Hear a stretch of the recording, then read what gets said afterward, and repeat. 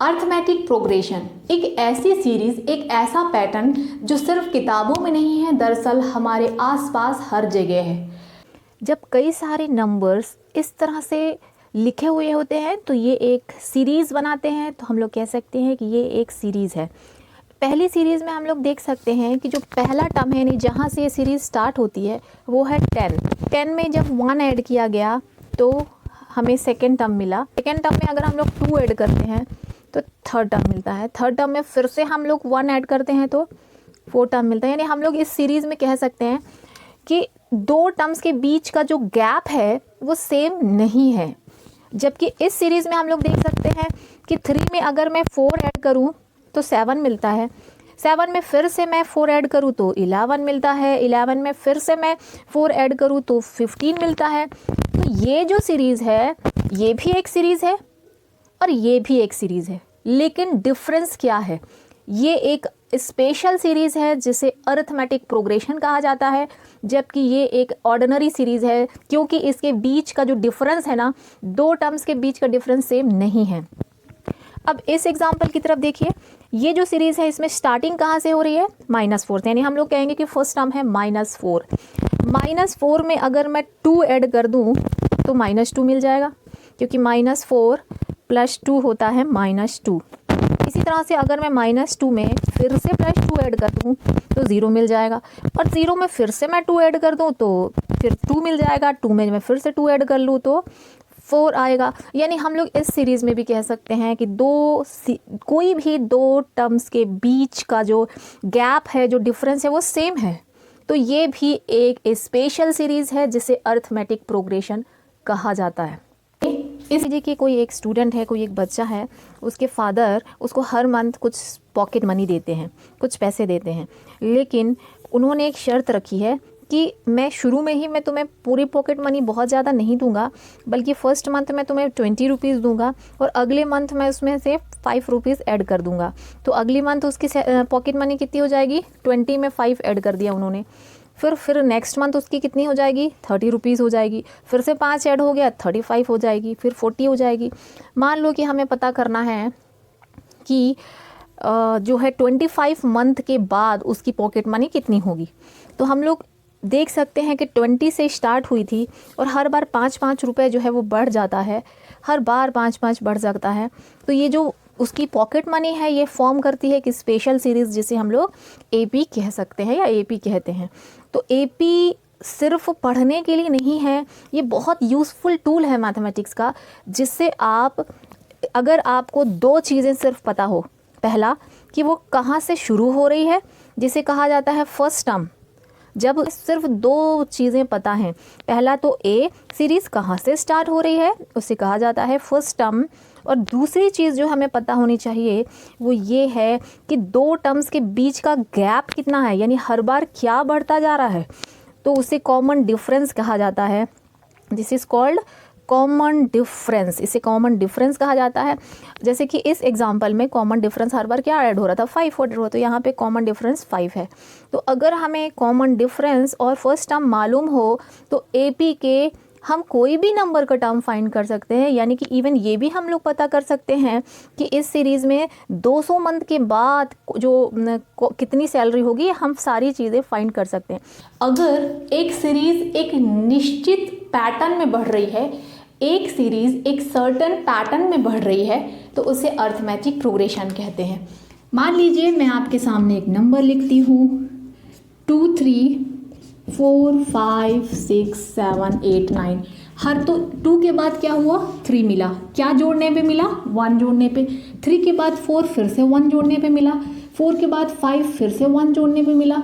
इसके बाद फिर से 1 जोड़ने पे मिला। तो ये एक अरिथमेटिक प्रोग्रेशन है। इस तरह से 3 6 9 12 इस सीरीज़ की तरफ ध्यान दीजिए।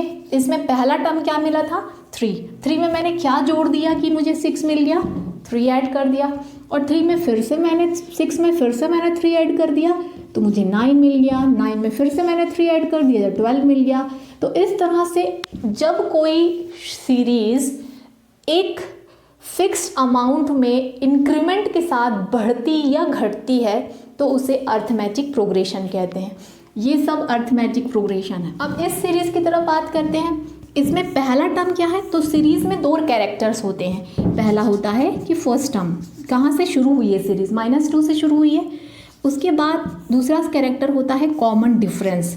कॉमन डिफरेंस मतलब हर बार क्या चीज़ ऐड हो गई है, इसे कहा जाता है कॉमन डिफरेंस। तो हम लोग देख सकते हैं कि कॉमन डिफरेंस जो है -2 का है, उसे निकालने का बहुत आसान तरीका है, second term minus first term. तो सेकेंड टर्म क्या था मेरा 0 से मैं फर्स्ट टर्म अगर माइनस कर दूंगी तो मुझे मिल जाएगा 2, यानी कि कॉमन डिफरेंस है 2, यानी हर बार 2 यहाँ पे बढ़ रहा है। आपको चेक करना होगा कि हर बार सबके बीच का जो डिफरेंस है वो 2 ही है कि नहीं। तो हम लोग एक और बात चेक कर सकते हैं, अगर मैं 6 में से 4 को माइनस करूं तो भी मुझे 2 ही मिलेगा, 4 में से मैं 2 को माइनस करूं तो भी मुझे 2 मिलेगा। तो ये तो बात हुई एग्जाम्पल्स की। इसी तरह से हर जगह हमारे आसपास सीरीज़ है वो है अर्थमेटिक प्रोग्रेशन, यानी ये सीरीज़ हमारे आसपास हर जगह है। जैसे कि आपका जो एज है वो भी अर्थमेटिक प्रोग्रेशन बनाती है। जैसे जब आप पैदा हुए थे तो आप 0 ईयर्स के थे, उसके बाद 1 ईयर, फिर 2 ईयर, फिर 3 ईयर। तो जो आपका एज का बढ़ना है 0, 1, 2, 3, 4, 5, 6 वो एक अर्थमेटिक प्रोग्रेशन बनाता है। इसी तरह से मान लीजिए एक एम्प्लॉय ने एक जॉब ज्वाइन किया और उसकी स्टार्टिंग सैलरी थी 20,000 रुपीज़। उसको बोला गया कि उसके हर साल 2,000 रुपीज़ का 2,000 का इंक्रीमेंट मिलेगा। तो अगर हम उसकी सैलरी को लिखें तो 20,000 में 2 ऐड कर दो तो 22 हो जाएगी अगले साल, फिर 24 हो जाएगी, फिर 26 हो जाएगी, फिर 28 हो जाएगी। तो वो जो उसकी सैलरी स्ट्रक्चर है वो भी अर्थमेटिक प्रोग्रेशन होता है। तो हमारे आसपास हर जगह हम अर्थमेटिक प्रोग्रेशन देख सकते हैं। तो अगर एपी के जनरल फॉर्मूले की बात की जाए तो हम लोग उस सीरीज़ को एपी कहते हैं, a progression, a series which can be expressed in the form of a plus d, a plus 2d, a plus 3d। तो हम लोग इसमें भी देख सकते हैं कि यहाँ पे फर्स्ट टर्म a कहलाता है फर्स्ट टर्म और d कहलाता है जो हर बार जुड़ गया। जैसे देखिए a फर्स्ट टर्म था, उसमें d ऐड हो गया तो सेकेंड टर्म मिल गया, और सेकेंड टर्म में फिर से d ऐड हो गया तो थर्ड टर्म मिल गया, थर्ड टर्म में फिर से d ऐड हो गया तो फोर्थ टर्म मिल गया। तो हर बार जो ऐड होता है उसे कहते हैं कॉमन डिफरेंस और a कहा जाता है फर्स्ट टर्म। तो इस तरह की सीरीज़ को हम लोग एपी कहते हैं। कुछ एग्जाम्पल देख लेते हैं। मान लीजिए कि मैं आपके सामने एक सीरीज़ लिखती हूँ √2। अब √2 में जो है फिर से √2 ऐड हो गया तो 2√2 मिलेगा। अब 2√2 में फिर से मैं √2 ऐड कर दूँ तो 3√2 हो जाएगा। अगर मैं फिर से √2 ऐड कर दूँ तो 4√2 हो जाएगा। तो ये एक एपी है, इसका फर्स्ट टर्म है √2 और इसका कॉमन डिफरेंस जो हर बार बढ़ जाता है वो आप निकालेंगे कैसे। मान लीजिए आपको देख कर समझ में नहीं आ रहा है तो इसका फॉर्मूला होता है second term minus first term, second term minus first term. यानी अगर आप कोई भी सीरीज़ यानी एपी देखें और आपको अगर पता करना हो कि उसका कॉमन डिफरेंस क्या है तो आप उसमें सेकेंड a2 माइनस a1 भी लिख सकते हैं। a2 का मतलब second term minus first term, यानी कि कॉमन डिफरेंस है यहाँ पे 2√2 में से एक √2 माइनस करेंगे तो कितना आ जाएगा 1√2 आएगा।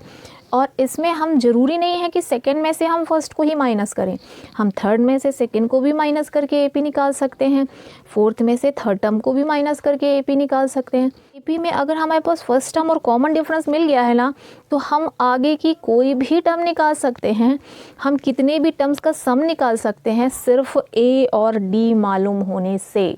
सीरीज़ की बात कर लेते हैं। इसमें फर्स्ट टर्म क्या है, सबसे पहले क्या था 0, उसमें हमने क्या ऐड कर दिया, उसमें क्या ऐड कर दिया अगर क्लियर नहीं हो रहा है। फिर उसके बाद फिर कुछ ऐड हुआ सेकंड में तो थर्ड मिल गया।